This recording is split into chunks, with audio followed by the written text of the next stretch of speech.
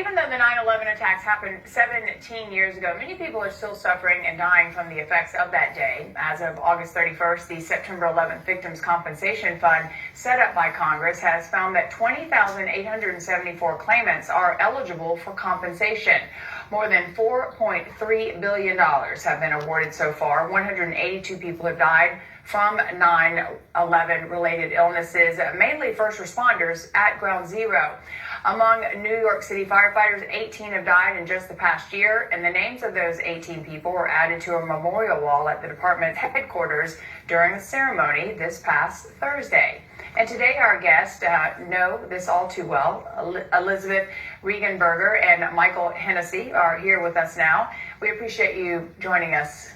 Thank you for So having you us. guys are connected to this 9/11 or 9/11 situation. Your father was a volunteer at Ground Zero? Yes, he was. I'm from that area. I'm from Tribeca, and so living down there after the disaster, my dad definitely helped. He handed out water bottles. He went down to the site with my brother, who was a first responder for Salvation Army, and so we've created this 9 to 11 minute short stories and plays.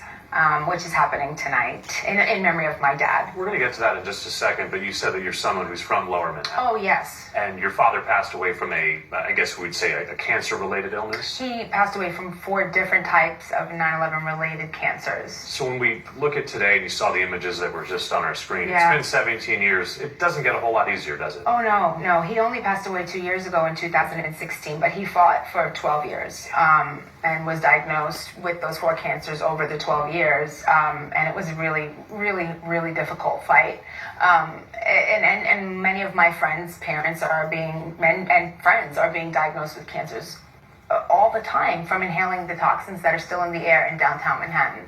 So it's scary. It's really scary. And Michael, how are you affiliated with this?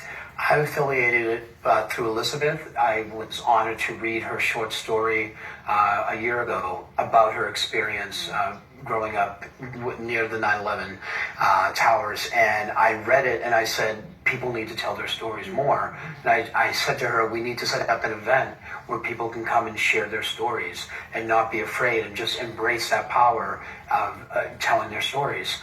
And she said, well, we can wait till next year.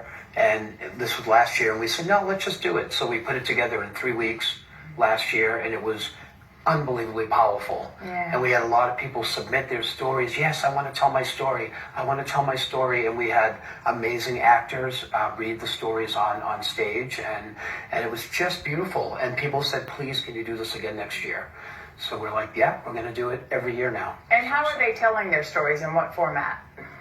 They're telling their stories through short plays, short stories, poems, essays, and it's 17 years later, but we really want to bring awareness to the fact that people are still fighting, especially volunteers and firefighters who were down there for the following months and years after the attacks, just trying to bring aid to anybody who still needed help, or even just to clean up the area. In these years following, they've gotten really, really sick.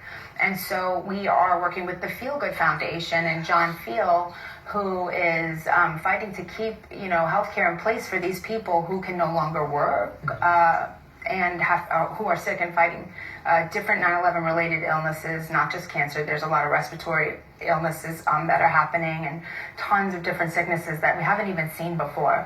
So we just really want to bring awareness that we know that people know that today is September 11th. Yeah. And it seems kind of like a long time ago now, but for some people it's still happening every day for them.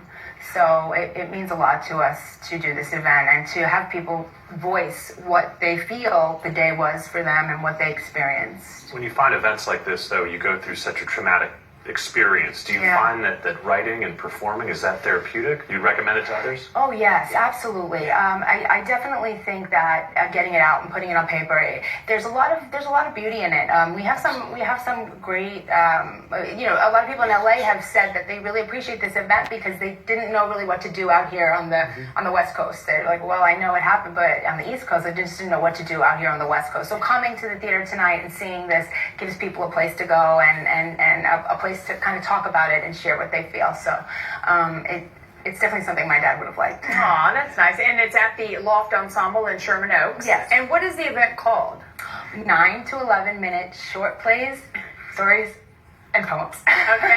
It's on Eventbrite. Eventbrite, yes. And if they go 9 and then TO 11, we'll come up. We're like come right we're the fourth like event on there. They'll 9 find us. to 11. Yes. Well, that's great. I'm sure your father would enjoy it. That's a beautiful thing for you to be here. And it Remembering is in him. memory of him. It is Yeah, It's in memory of him. Yeah. It's in honor of him. So yeah. Well, Elizabeth and Michael, thank you so much. We really appreciate it. Again, the event is on Eventbrite, and we appreciate you.